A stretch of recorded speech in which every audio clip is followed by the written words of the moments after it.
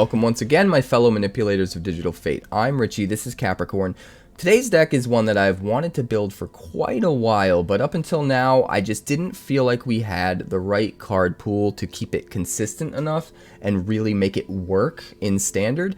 But I think we're finally there, and we're brewing around Devilish Valet. It's kinda nutty. Before we talk about the deck, I just want to give a huge shout out to my patrons over at patreon.com/quarantinedcapricorn. That's Squirrel and Yuck Foozy at the Brew Crew Elite tier. And then, of course, our forever CPU savior, Terrence Robach.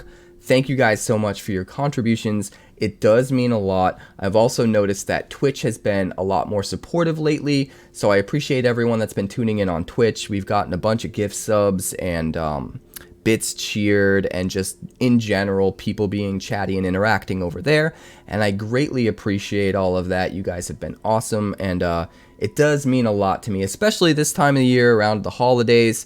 Super thankful for any kind of attention, any kind of support you guys are willing to throw my way, and it means a lot that what I'm doing on this channel means something to you. So that's the greatest gift I could possibly ask for this time of year. So I do appreciate everyone that's been helping me out, whether it's just liking a video or suggesting us to a friend or hanging out on Twitch or whatever the case may be.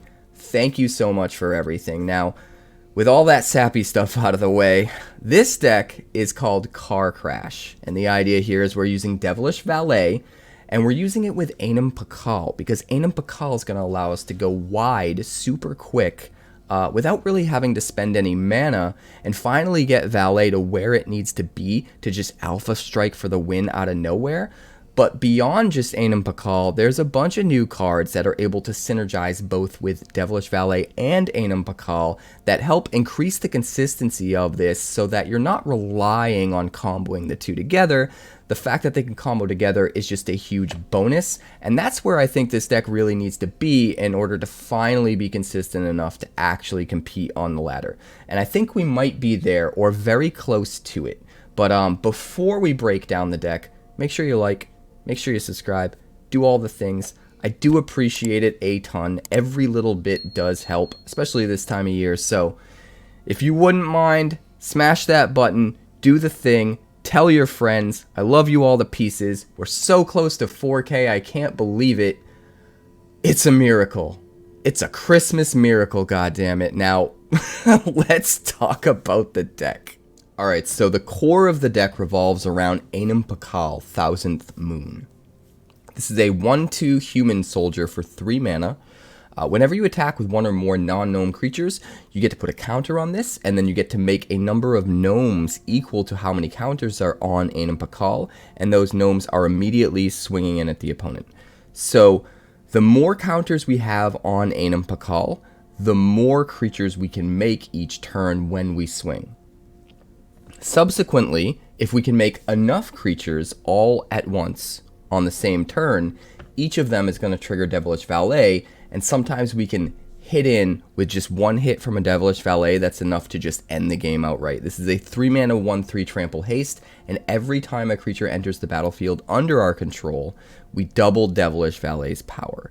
So, if we can get enough counters on Anim Pakal, we can slam a Devilish Valet, swing, and as we swing, we're going to make a bunch of 1/1 gnomes.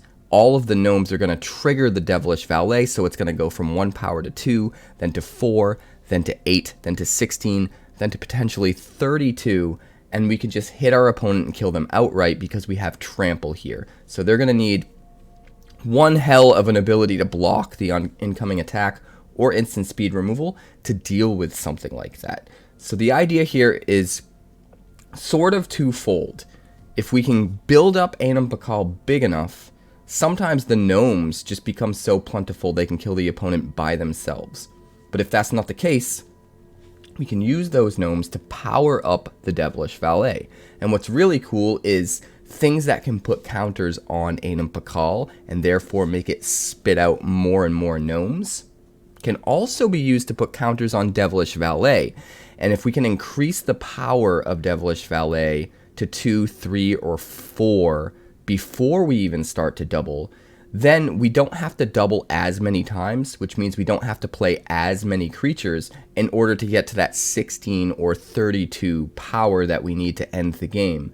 So +1/+1 counters in this deck are going to be really, really good for double reasons. They're going to be great with Anim Pakal, or they're great for giving Devilish Valet a head start to getting to where it needs to be so that it doesn't need to double as many times in order to just win the game. So with that in mind, let's go to the bottom of the curve and talk about what we're using in this deck. For Enduring Bondwarden, not only can this put a counter on the Anim Pakal to give it a head start, it can also put a counter on the Devilish Valet to give it a head start, but we also get this backup ability where if that creature dies in combat that turn, we get to move the counters onto something else and not lose them forever. Subsequently, if we can get extra counters onto the Bondwarden later in the game through some of our other cards that add counters, then we're able to sometimes get in a situation where this dies and we get to move all of its counters onto Anim Pakal or Devilish Valet and get value that way. So it's a really great 1-drop. It can trigger the Devilish Valet when it enters the battlefield, and in response to that trigger, back up and put a counter on the Valet so that it's got 2 power first, and then the trigger resolves and it doubles to 4. So it gets a nice head start. We've also got 4 Ollenbock Escort. This is another 1-drop creature that can trigger the Devilish Valet an extra time in a turn. But also, as long as it's on the field, it's something we can swing with Vigilance that will trigger the Anim Pakal and give us those gnomes and put another counter on the Anim Pakal, but also be used to sacrifice at any point in time to protect the Anim Pakal and keep it alive, because it has this ability to sacrifice it, and target creature you control with a +1/+1 counter gains a lifelink and indestructible until end of turn. So we can protect Anim Pakal and some of the other creatures in the deck, while also having a way to get a little bit of life gain too, so that we can fight back against aggro and kind of drag out the game a little longer to get to our combo pieces, which is really nice.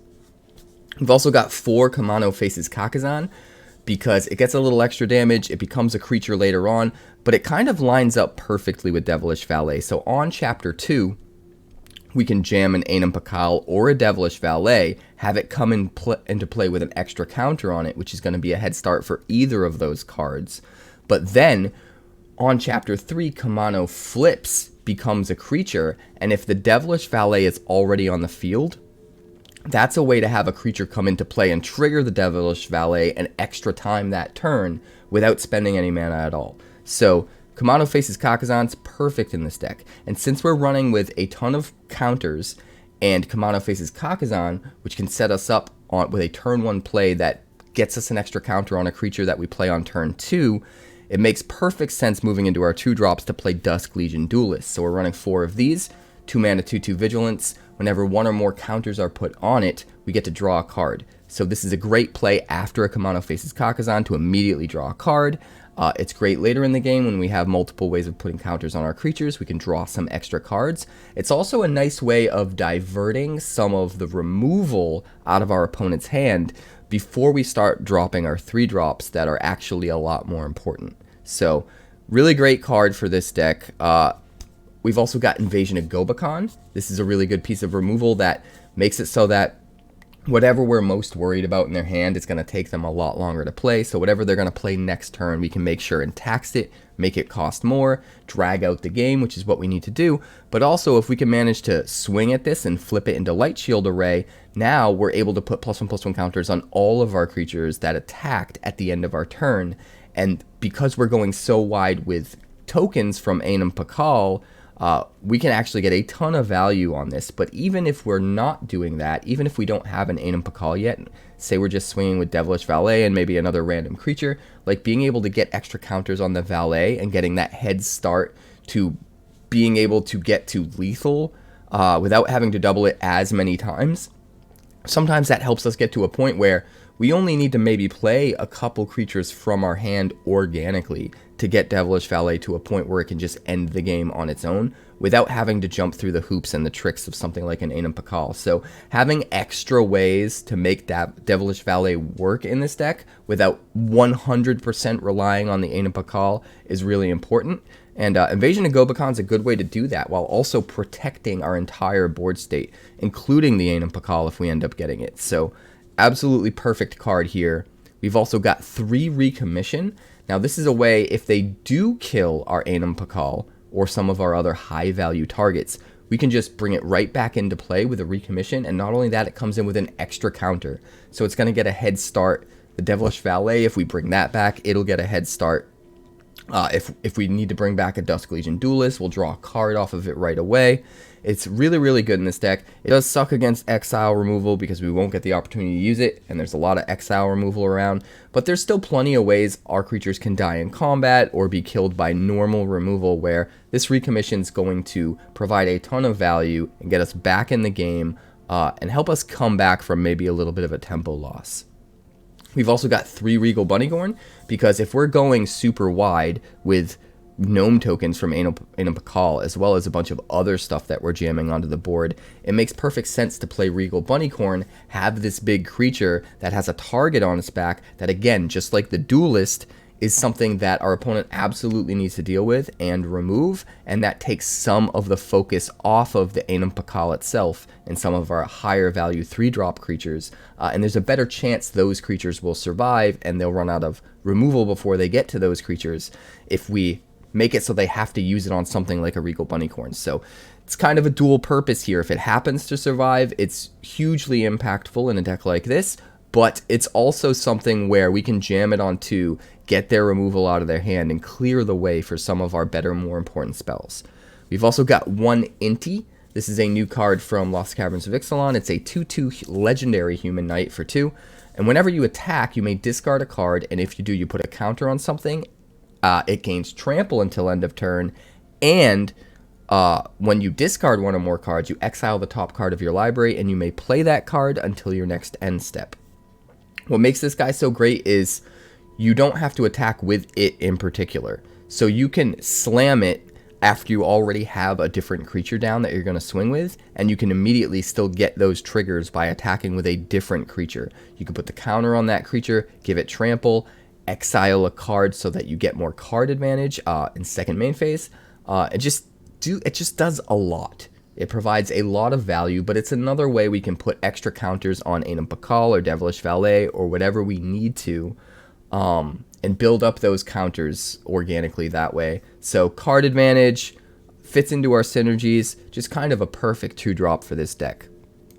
Moving on to the 3-drop slot, we've already talked about Anim Pakal and Devilish Valet, which are kind of the core of the deck, but we've also got 3 copies of Adeline, Resplendent, Cathar, because for 3 mana, this is a star power 4 toughness creature with vigilance that's going to give us an attacking human token every single turn. So it's kind of like a mini Anim Pakal. It's not going to grow exponentially the way Anim Pakal does, but it's something that can contribute an extra token to the board every single turn without spending mana. So it can, again, give us that 1 extra creature to get a head start on Devilish Valet, while also helping us just go wide in general for things like Light Shield Array, so that our board gets super ridiculous. So 3 copies of Adeline, 3 copies of Anim Pakal. Sometimes we can get both of them in play at the same time, and it's absolutely ridiculous. We're running 1 4-drop, just 1 lonely copy of Roaming Throne, because I don't think this card is consistent enough to run more than 1, but it's too good when it works to not at least run 1, right? This thing can just be nutty. The thing with this deck is we don't have the most consistent creature type like I'd normally want to do with a Roaming Throne deck, so I think 1 copy makes sense. Normally we're going to want to name human, and we can get double triggers off Adeline to get 2 attacking human tokens instead of 1. We can get double triggers off of Anim Pakal to get extra counters and get extra gnome creatures. Extra triggers off Inti. Extra triggers off of Enduring Bondwarden.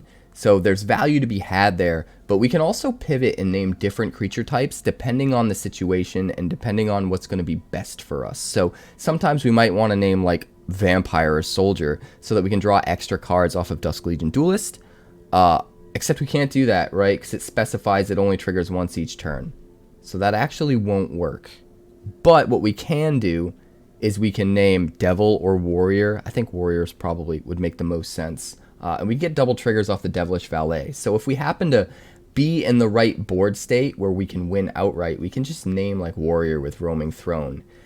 it will immediately trigger the Devilish Valet to double it when it enters the battlefield, and then that will double a second time because of Roaming Throne. So if we can just make one other creature come into play, or have a head start with some counters, that alone should be enough to get Devilish Valet up to a point where it's enough power with Trample to close out the game. So a lot of different ways to synergize and combo things. It's a really, really interesting deck. I do think that maybe a version 2.0 might need to find a little bit of room for some more removal.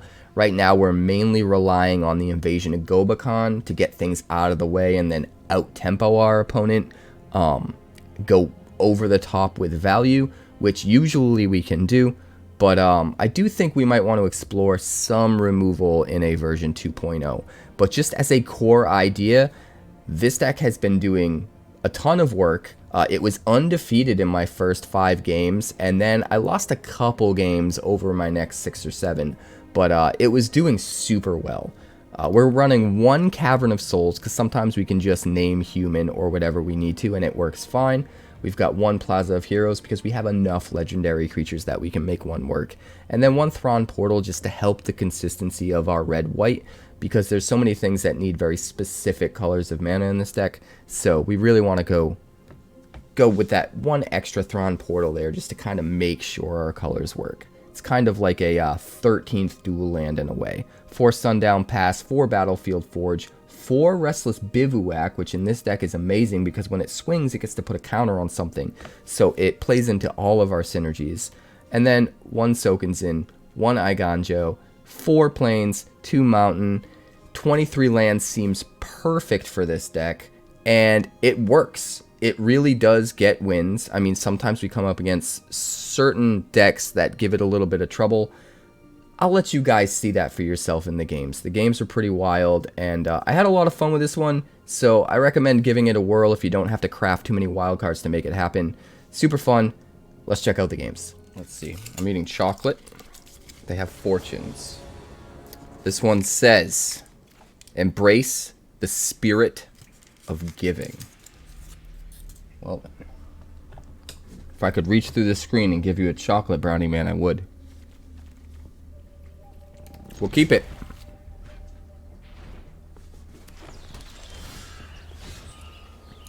Ho, ho, ho. I think we gotta do this.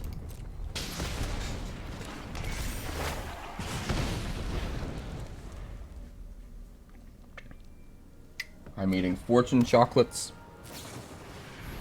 They're delicious.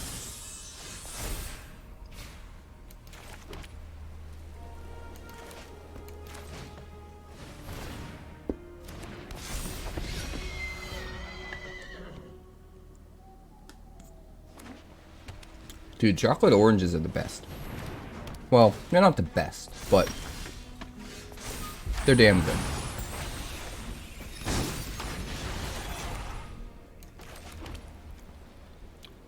Alright. Time for some Anim Pakal. Let's jam some triggers. Would you like to block, my friend?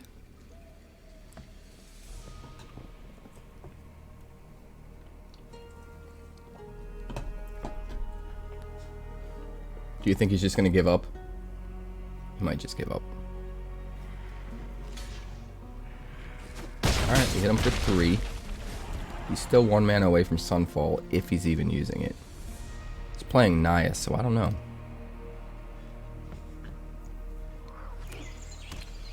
We got Recommission if he kills our Anim Pakal. We've got Ollenbock Escort if he doesn't. Oh. Okay. It's gonna be one of those days. Lay down arms. I think you picked the wrong creature to lay down those arms.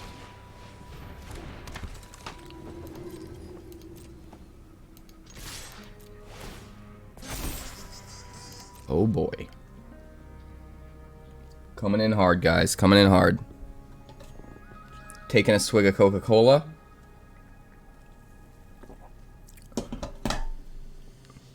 Resuming the game. Prometheus 1985. He wants to kill my 1/1s. So he definitely doesn't have a sweeper, or else he would have just soaked up as much damage as possible. So I feel pretty confident just doing this.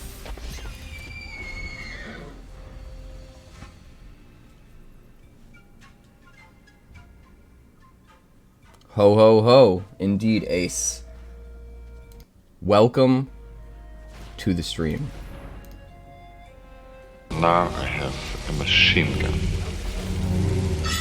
Ho, ho, ho. What you got for me? Nothing? That's it? That's all you're doing? Oh god. This guy's in for a world of hurt. Enduring Bondwarden on Anim Pakal. Let's hold you back. But we'll swing everything else. And make way more tokens.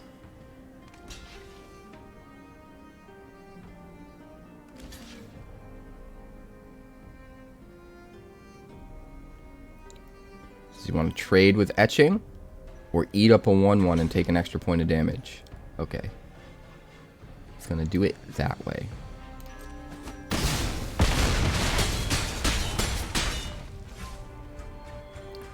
Ooh, end the turn.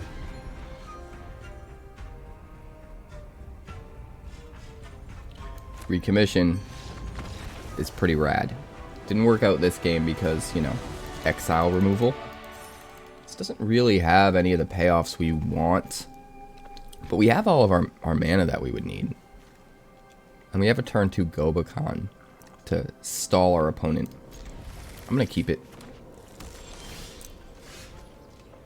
I'm going to keep it and see what we can do with it. I'm really tempted to just play the Bondwarden out. But I think it's probably better to play it on the Duelist.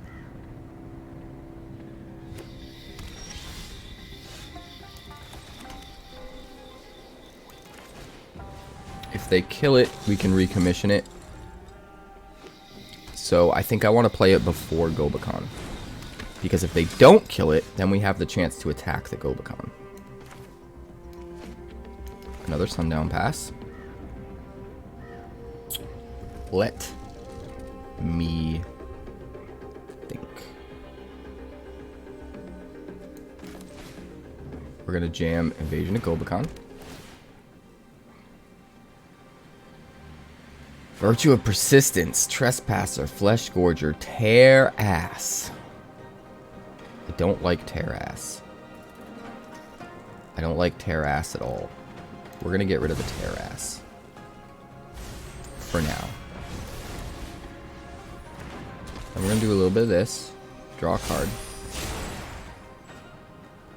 Then we're going to swing at the Gobakhan and force him to block with the Dread Knight. Which means we get all the counters back on the Bondwarden. Which means he's going to have to kill the Bondwarden now before we get a creature to put them on.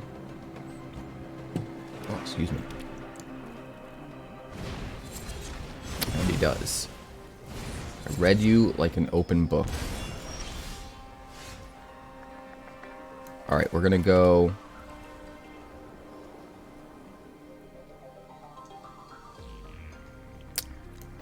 We're going to start with Recommission. And we'll draw a card off it immediately.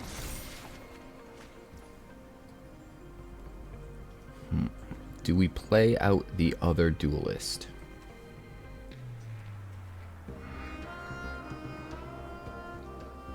Hey, stop licking. Damn dogs.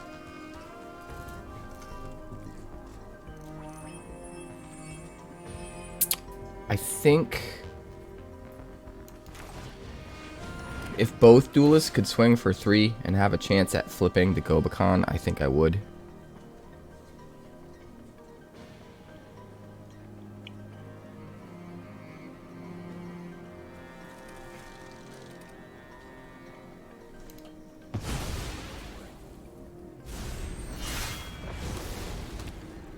But because we can't,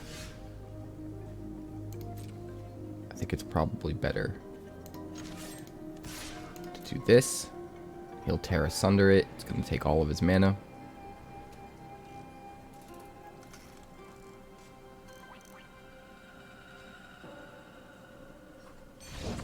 He scoops.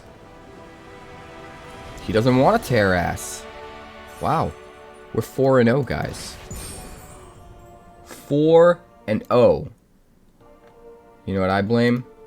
I blame the chalky fortune. Now I have a machine gun. Ho, ho, ho. I would like to keep this hand. Kinji? F you, Lewis. Dude, all the homies are in the chat tonight, huh?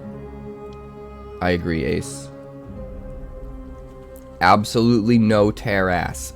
We are banning tear ass on this channel. I'm gonna keep this. Here's what I'm thinking. Turn 2 Kumano and Escort. Right? Turn 3, if we get a land, we can Anim Pakal, protect it, and start it off with more counters. If we don't get a land, we can at least Duelist and draw a card off the counter we get with Kumano. Hey, thanks, Lewis. We doing the damn thing. I actually have a bunch of stupid Santa hats, and I haven't been able to find the other ones yet. This is the first one I've come across, and it has Mickey Mouse ears. Alright, there's one. We're gonna go Kumano. And then we're gonna go Escort to protect whatever we play that gets the counter from the Kumano next turn. It's smart. Shire Terrace. It's close, but I'll allow it. I'll allow it. The weak-minded will be educated in Phyrexia's way. Sick. Alright. This makes me happy. Now we do this. And we can still attack, and it doesn't even matter that it can't actually do damage. We still get to trigger Anim Pakal. We'll send him at Jace. Why not? Why not, man? Now our Anim Pakal starts with 1 counter higher than it should. It's protected by the Escort. And we got 2 dudes.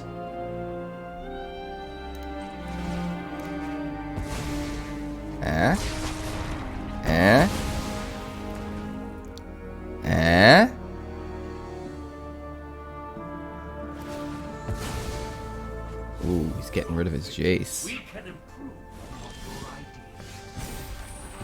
Well, there's a few different things I think we need to do. First off, we need to make sure he doesn't have another sweeper. Oh my god. I don't know if... Do I care about the Wandering Emperor? Probably.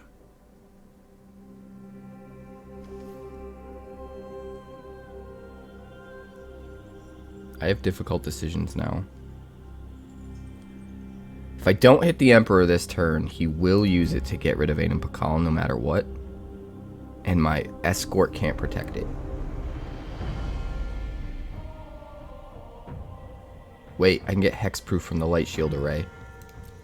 Okay, so we hit Farewell, and then we hit Farewell again.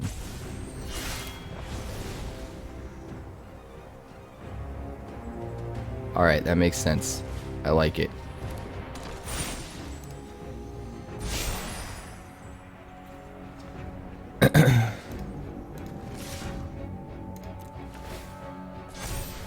One, two, three, 4.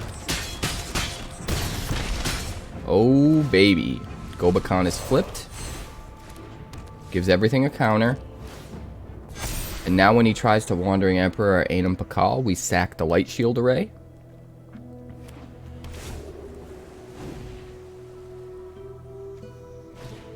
Hey, that's a glitch. These all attacked. And they didn't get counters. Huh.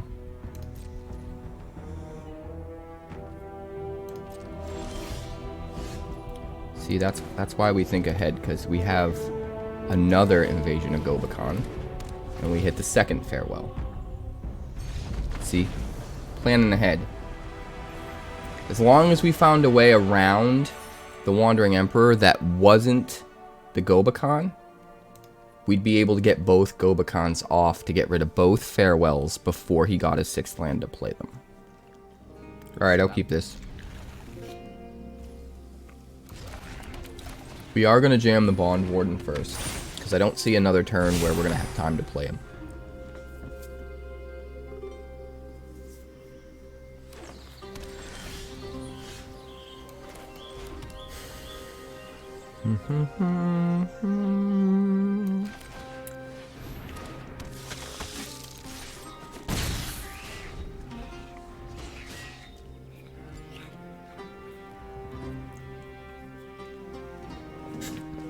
I'm trying to lure out his removal. And it worked. Hooray!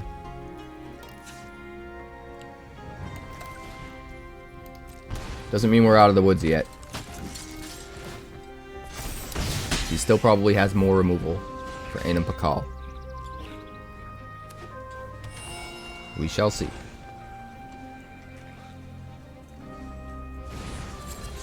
Another Virtue of Persistence. That might be too much for us, guys.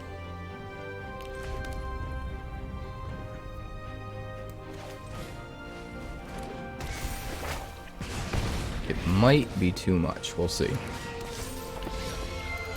We're gonna do it like this.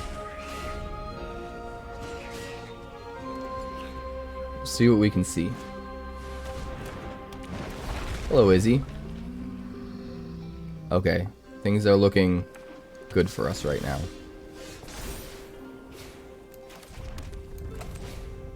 Fortunately, we have nothing to follow up the Devilish Valet. But it is what it is. Alright, he sun falls, we cry, we swing for 2. Right?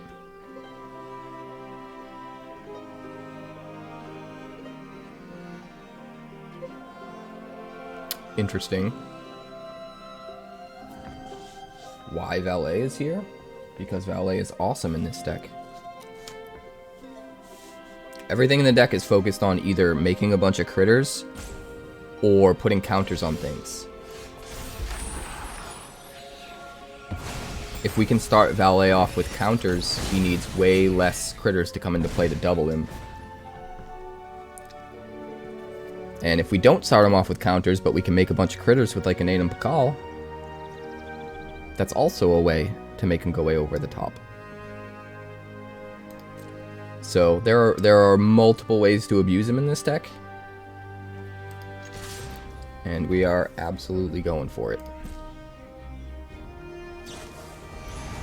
Leyline Binding, but what does he hit? The Bunnicorn probably?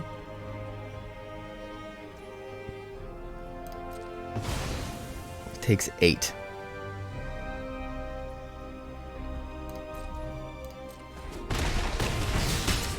Oh man. He's stuck on 4 lands. Oh, we got him. He couldn't get his 5th land for Sunfall. I think it's really good. No white sucks, especially because we have Adeline here. But we are on the draw, and we have turn 1 and turn 2 plays, so I'm going to keep it. We're going to see what we can see. We're going to play the Forge. Just in case we happen to get a white source on turn 3, we'd still be able to play Adeline.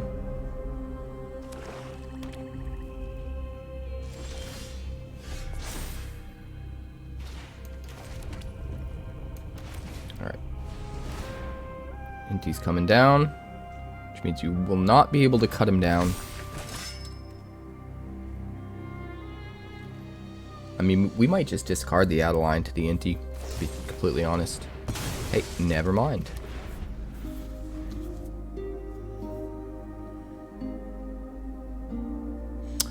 I think if the valet was counting specifically on only Anim Pakal, it would be too cute.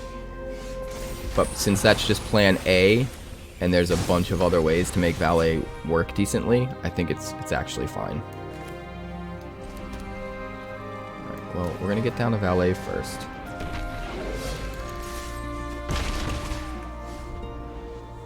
Let's see what he's got for us.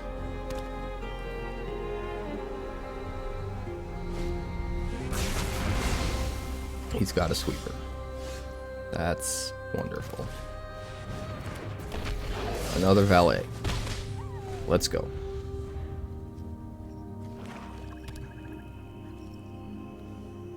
Ooh.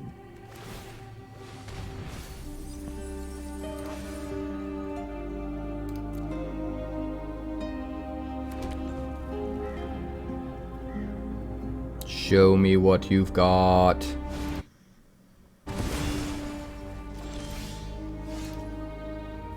Now I have a machine gun. It's true. Ho, ho, ho. Alright, we're really stuck on white mana. These are the only two mountains in the whole deck. We just happen to get them both. Unpleasant. Virtue of Persistence is here.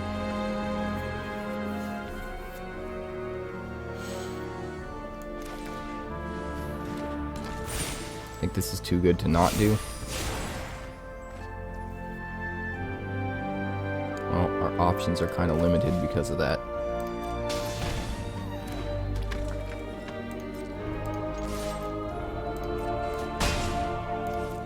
Luckily, he doesn't have very much to grab. Probably just grabs Adeline.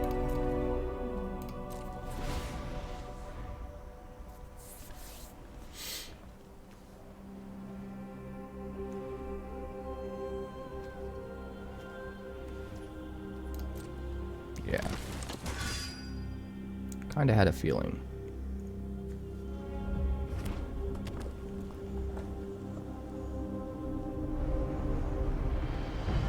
Kinda running out of cards too, huh?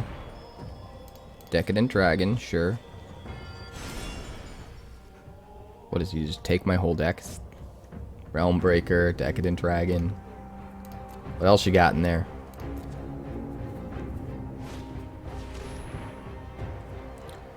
Gobakhan. Well, it hurts to have Gobakhan used against us. That's painful.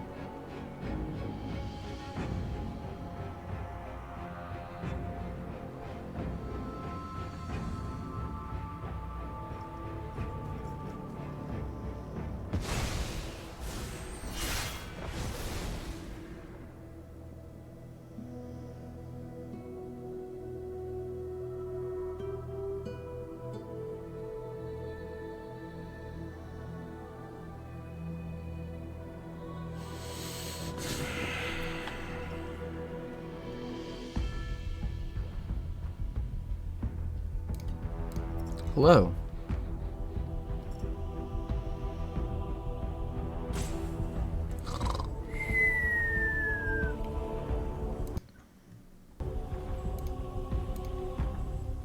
My calculations are correct. When this baby hits 88 miles per hour, you're gonna see some serious shit. Indeed. Come on. Do the thing. Show me what you've got. Bunnicorn, Bivouac, Gobakhan, Wicked Bummadude.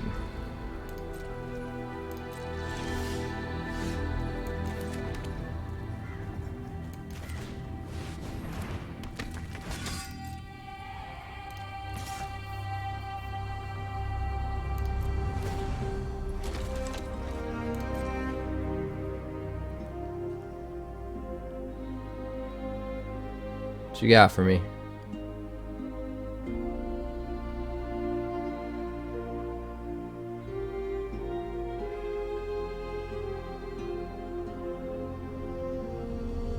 They really don't know how to make decisions, huh? Alright, take one. We get to keep our dude. Pretty okay with that.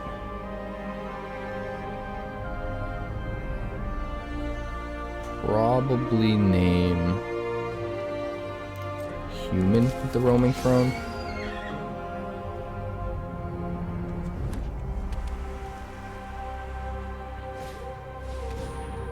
Plays our own Anim Pakal against us. Plays the Decadent Dragon. What else you got for me?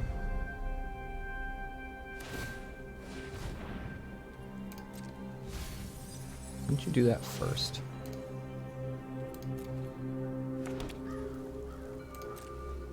Taking my bivouacs. So rude.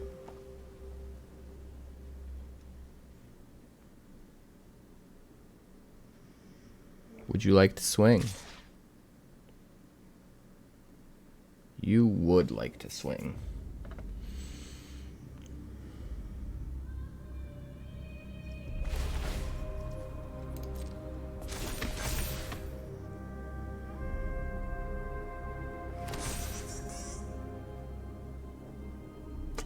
Well, well, well.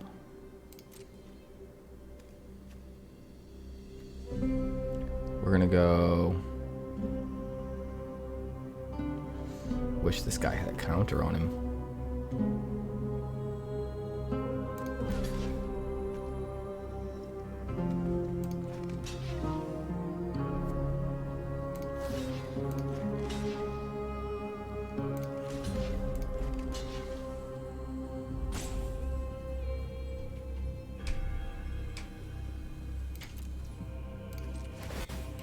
We'll do this so that we can at least gain some life here.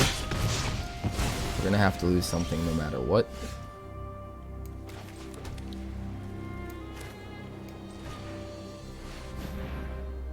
Human.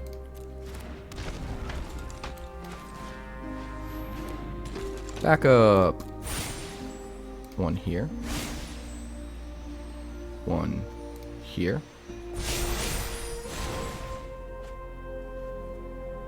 Seems decent.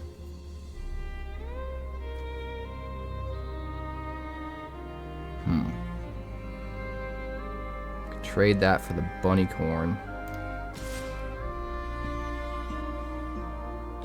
Definitely need to get all the triggers before he flips the Gobakhan.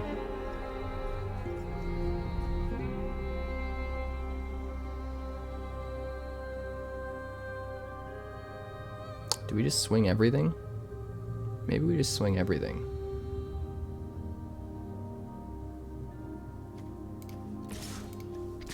Yeah, screw it.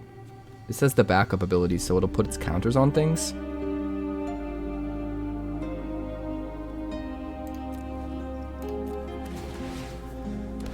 Alright, I'll get double triggers on that. We just have to get him to trade away his creatures before he flips the Gobakhan. Since he has a flyer, he's going to 100% flip the Gobakhan next turn. So even though he kind of makes out on the deal, we just have to do it.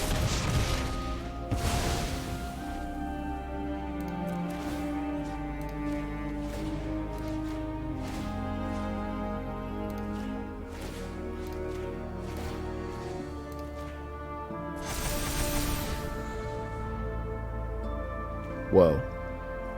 Wait, it actually gave me extra counters? Dude, sick. It gave me double counters because of Roaming Throne, even though the counters didn't exist. That's actually awesome.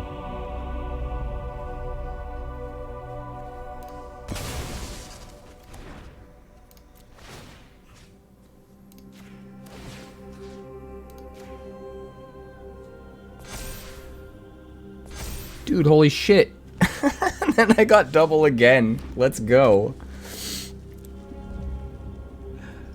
Oh boy. Dude, that's wild. Like, he's gonna flip Gobakhan, but we have a very big creature now. And he's out of gas. I mean, he's not out of gas. He's got plenty of things he can do, but he's got no cards to play and no way to get cards to play. He has to rely on his board presence.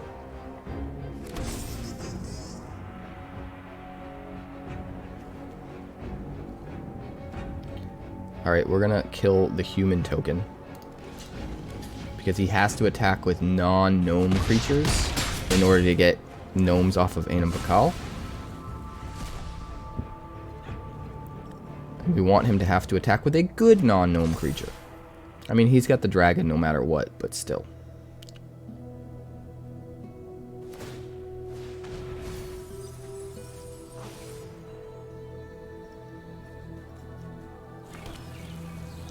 Man, this guy is just a blatant thief.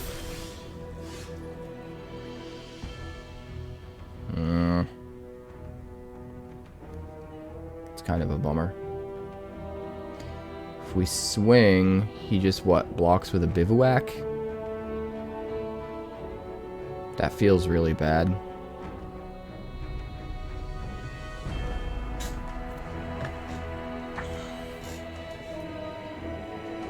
But I mean, he kills us next turn, right?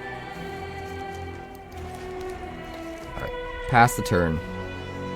All we can do is hope that he'll just throw everything at us, including the 2 Bivouacs. Not realizing we can make 2 more blockers. And then that we can pull it out, and then maybe kill him on the crackback somehow. It's like, really our only shot. Oh. That hurts. Hi, Lawson. It's like his deck was designed to beat ours. It has all of the right things. Even down to the Sheoldred's Edicts to hit our ward creatures. Wild.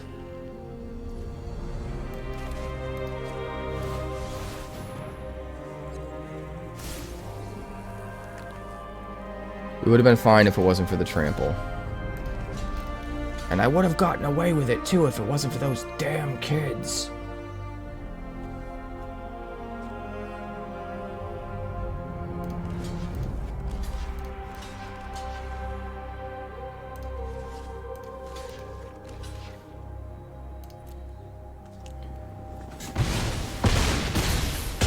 Trample's what did us in.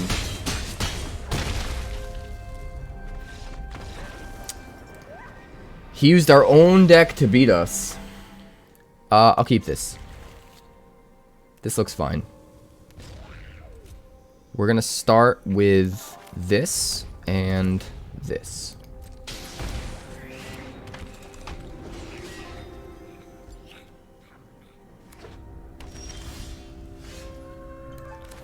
Alright. I think we want to do it like this. Get rid of their potential removal. Oh, thank goodness. Deep Cavern Bat, goodbye. Swing 1 at the Gobakhan.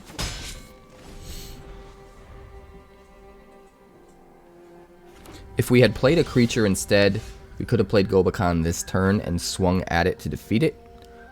But the problem is, chances are we play a creature instead, he just kills one of the creatures, and then we're kind of in the same boat. So I figured, either way, we're going to be stuck dragging this out longer than we want to, but at least this way, we know for sure we get to keep our creature around if we get rid of the removal. So that's where my head was at. But we did get lucky. Top deck Adeline. And that's going to let us swing at the Gobakhan. Oh, no matter what, the token attacks the player. Gotcha. With Anim Pakal, they can be swinging at anything, which is nice.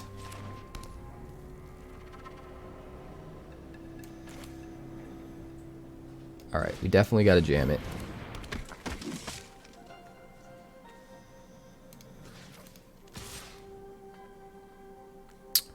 We don't want Adeline to die, right? I think we just do this.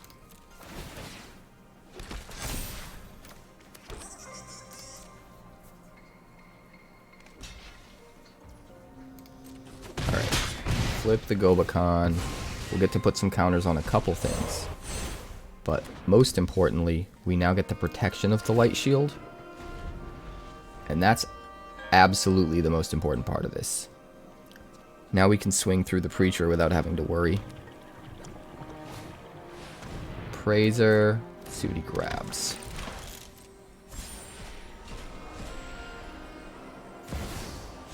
Oh boy. Gix.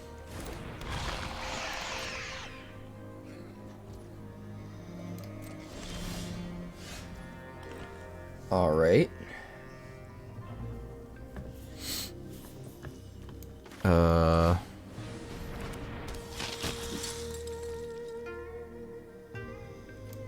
I guess we just get everything down, right? Since we have the Light Shield Array. Just swing with everything. And see what happens. If we only have to protect one thing, we could always sack the Escort.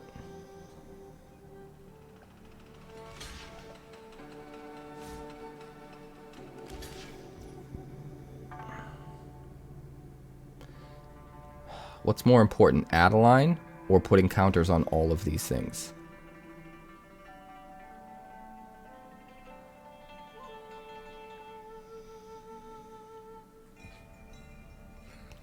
I don't really care about the Adeline, I don't think. I think going wide is actually better.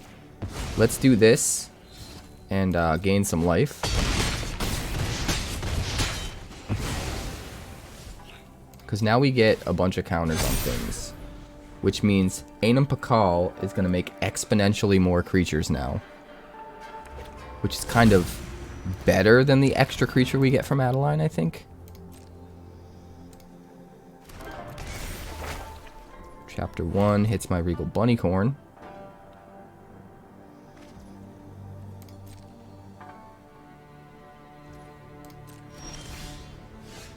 Ooh, another Invasion of Gobakhan.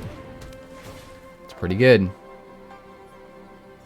I guess Deep Cavern Bat's not going to do too much for him now. Let's get rid of the Bloodletter.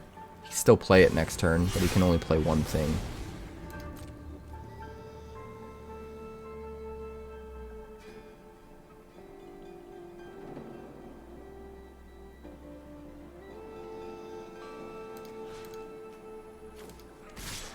Two.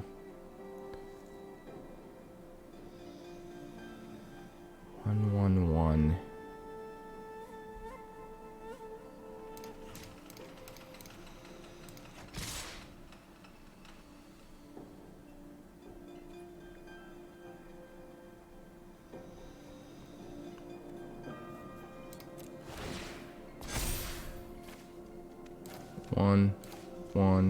One.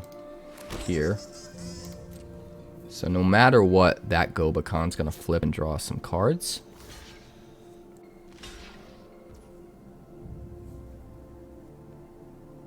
Alright, that's not killing that. We can lose the 2/2, that's fine.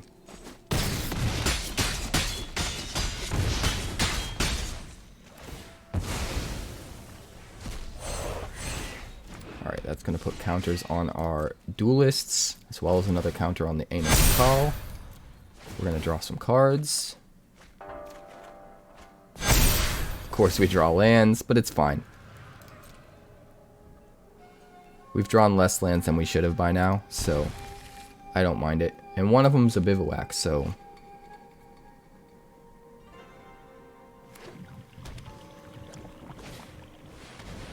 Trumpeting Carnosaur.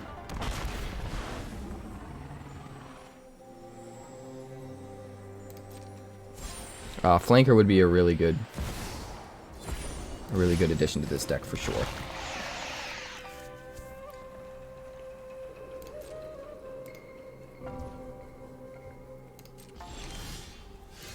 Alright.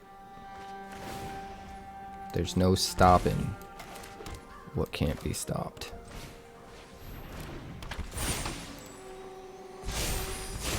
Give me a card.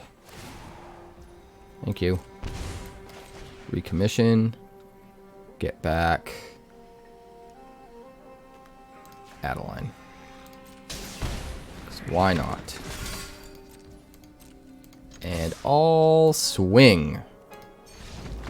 Holy schmoly. He didn't even let me get the he didn't even let me get the triggers. He wouldn't even let me.